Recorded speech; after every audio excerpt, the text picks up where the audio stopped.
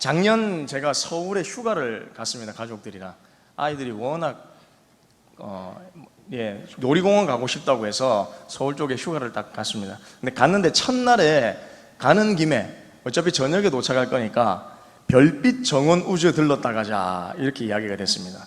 근데 내비를 켜고 그쪽 가는 방향이 저희들이 그렇게 좀 생소했죠. 흔하지 않으니까 쭉 가고 있었는데 별빛 정원 우주는 처음 들렀거든요. 근데 계속 내비가 어디를 향하느냐? 덕평휴게소를 향하는 거예요. 계속 덕평휴게소로 들어가라. 그래서 뭐지 이거? 아내하고 막 이야기하다가 우리가 잘못 들었나? 내비를 잘못 켰나? 주소를 잘못 찍었나? 이러면서 덕평휴게소를 내비는 분명히 가리켰는데 그냥 지나쳤습니다. 톨게이트 지나서 다시 한 번 뺑 돌았어요. 톨비 내고 또. 그래서 이런저런 이야기하면서 또 돌아오면서 다시 내비를 찍고 오는데 또 덕평휴게소를 가리키는 거예요. 별빛 정원 우주를. 그래서 일단 더 이상 톨비를 낭비하면 안 되겠다 해서 아내랑 덕평휴게소 일단 들어갔습니다. 가족들이랑. 딱 들어가서 휴게소에서 이렇게 저렇게 살펴봤거든요. 밤이라서 사람들도 거의 없었어요. 휴게소에. 그런데 덕평휴게소 안에 별빛 정원 우주가 있는 겁니다. 덕평휴게소 안에, 저 안에 들어가니, 휴게소 안에 들어가니 화장실 저 뒤쪽으로 별빛 정원 우주가 이렇게 있는 거예요. 안내 표지판도 있고. 그래서 저희들이 깜짝 놀래가지고 괜히 힘들게 한 바퀴 돌았네.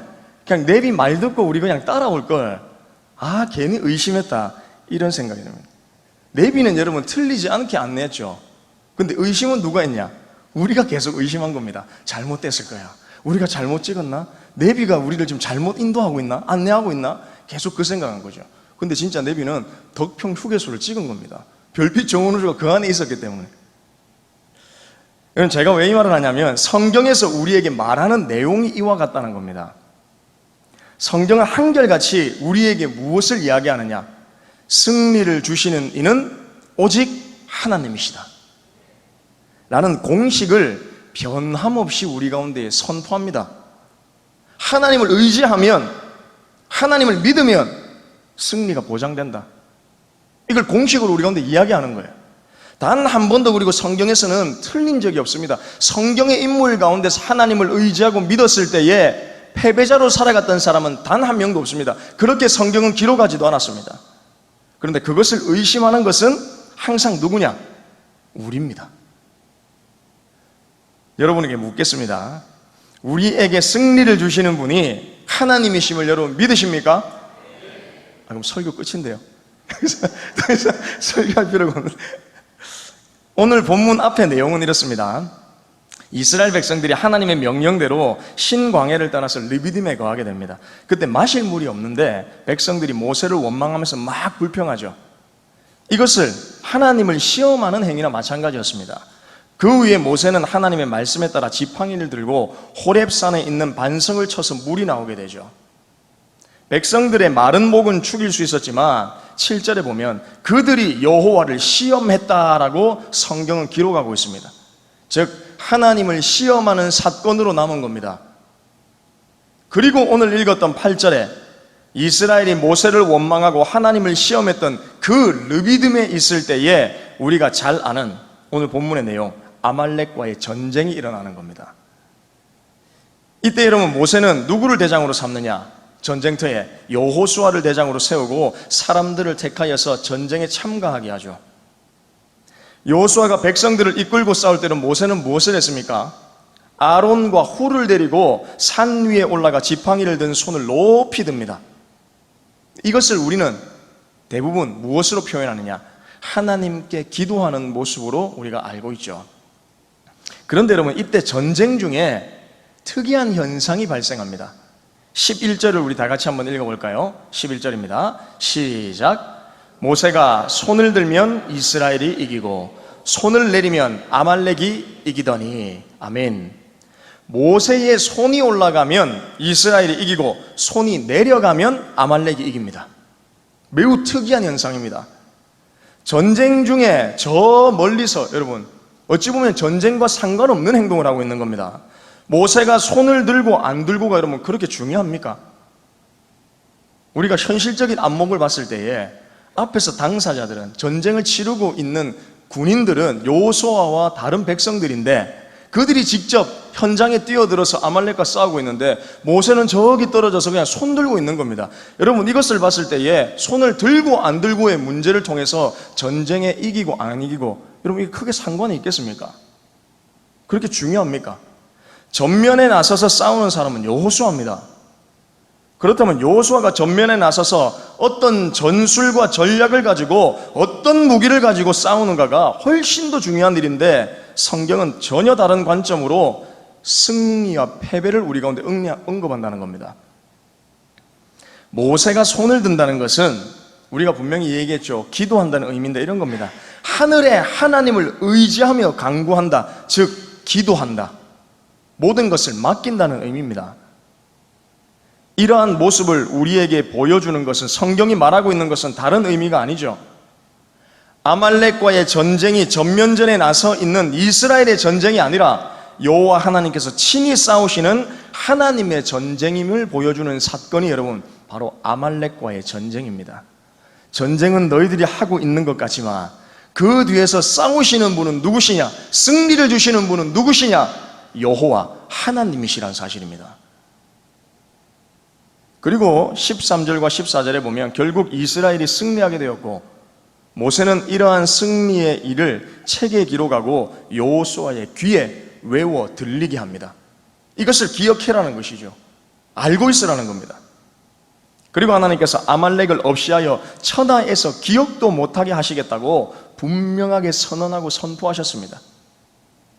그리고 15절에서 모세는 단을 쌓고 이렇게 말씀하죠. 하나님의 이름을 어떻게 외우느냐? 여호와 니시. 이 말은 여호와는 나의 승리다 라는 의미입니다. 여러분, 모세가 단을 쌓으면서 여호와 니시라고 고백할 수 없게끔 만드신 분이 누구시냐면 하나님이십니다. 모세는 여러분 한 게 없습니다. 손을 든 것 외에는 아무것도 없습니다. 전쟁에 참가하지도 않았죠. 근데 그 전쟁의 상황을 바라보면서 자신이 손을 들고 하나님을 의지하며 나아갈 때에 하나님께서 전쟁을 승리로 이끄셨다는 사실을 모세는 생중계했던 것이죠. 보았던 겁니다. 전쟁의 모든 장면들을 다 유심히 보았던 것이죠. 내가 손을 들었을 때에, 하나님을 의지했을 때에 승리를 주시는구나. 다른 것이 없구나. 이후 이스라엘 백성들은 가나안에 들어가기 위해서 가나안 족속들과의 수많은 전쟁을 여러분 치러야 하는데, 본문의 아말렉과의 전쟁은 결국 여러분 무엇을 말하느냐? 하나님의 나라가 어떻게 이루어져 가는지, 진정한 승리는 누구로부터 주어지는지에 대해 미리 보여주는 사건이 바로 아말렉과의 전쟁이었습니다. 가나안 땅에 들어가기 이전에 아말렉과의 전쟁을 통하여서 하나님 나라가 어떻게 세워지는가, 완성되는가, 승리는 누구로부터 주어지는가, 너희들이 앞으로 치러야 될 수많은 가나안의 전쟁이 있는데 누구를 의지할 때에 승리가 주어지는지를 아말렉과의 전쟁을 통해 미리 하나님 보여주신 겁니다. 나를 의지하면, 나에게 항복하면, 나에게 기도하면 내가 너희들에게 승리를 주겠다는 것입니다. 사랑하는 여러분, 하나님은 한 번도 우리에게 패배자로 살 것을 말씀하지 않으셨습니다. 우리가 패배자의 인생처럼 느껴지는 것은 승리를 주시는 하나님에 대한 의심, 또는 승리가 하나님 말고도 다른 것에 있다는 잘못된 관점 때문입니다. 그 의심을 깨트리는 승리의 도구가 여러분 무엇이냐? 손을 드는 겁니다. 기도하는 겁니다. 그래서 기도는 내가 할 수 없는 것을 인정하며 하나님께 맡긴다는 우리의 항복의 표시인 것인 거죠. 하죠. 하나님, 저 아무것도 할 수 없습니다. 하나님만 의지합니다. 이것이 여러분 손을 들고 기도하는 항복의 표시인 겁니다. 앞에 제가 말씀드린 것처럼 내비는 분명히 올바른 길을 인도하는데 내가 계속 의심해서 다른 길로 들어가는 것입니다. 그리고 헤매는 것이죠. 이 길이 아닌데, 내가 가는 길이 맞는데 헤매는 겁니다. 성경은 우리에게 한결같이 말합니다. 하나님을 의지하라, 기도함으로 승리하라 라고 말씀함에도 우리는 계속 다른 길로 가려고 한다는 사실이죠. 이러한 전쟁에서 승리하기 위해서는 우리가 무장해야 하는 것은 무엇이냐? 칼과 창이 아닙니다. 12절 13절에 보면 모세가 피곤한 손을 내리지 않고 해가 지도록 들고 있죠. 그때의 여호수아는 칼날로 아말렉을 무찌릅니다. 이 말은 즉 무엇이냐? 자신의 피곤함을 이겨내고 영적 전쟁에서 승리하는 사람이 이 땅에 속한 육신적이고 가시적인 전쟁에서 승리할 수 있다는 사실을 우리에게 증명하고 있는 겁니다. 성경을 말씀하고 있다는 것이죠. 여러분, 이 사실을 믿으시기를 축복합니다. 말씀 마무리하겠습니다. 사랑하는 성도 여러분, 미래 세대 여름 사역을 위해 우리가 함께 새벽을 깨우며 기도하는 목적이 무엇일까요? 영적이고 영원한 것에 관심을 두지 못하게 만드는 이 세대 속에서 우리 미래 세대들이 하나님 나라에 대한 관심과 영원한 것에 대한 목마름으로 채워질 수 있도록, 즉 하나님의 구원을 경험하는 진정한 신앙의 승리자로 세워지는 것을 꿈꾸며 우리가 함께 예배하고 함께 기도하는 것입니다. 기억하십시오. 하나님만이 우리 동부교회, 나에게 승리를 주십니다. 이 사실을 믿으신다면 이 시간 기도하시길 바랍니다. 그러므로 나 자신이, 우리 미래 세대들이 진정으로 하나님만이 나의 승리라고 온전한 고백 위에 자라갈 수 있도록 우리가 함께 하나님을 의지하며 기도함으로 진정한 승리를 경험하는 저와 우리 동부교회 모든 성도님들 또한 미래 세대 다 되기를 주님의 이름으로 축복합니다.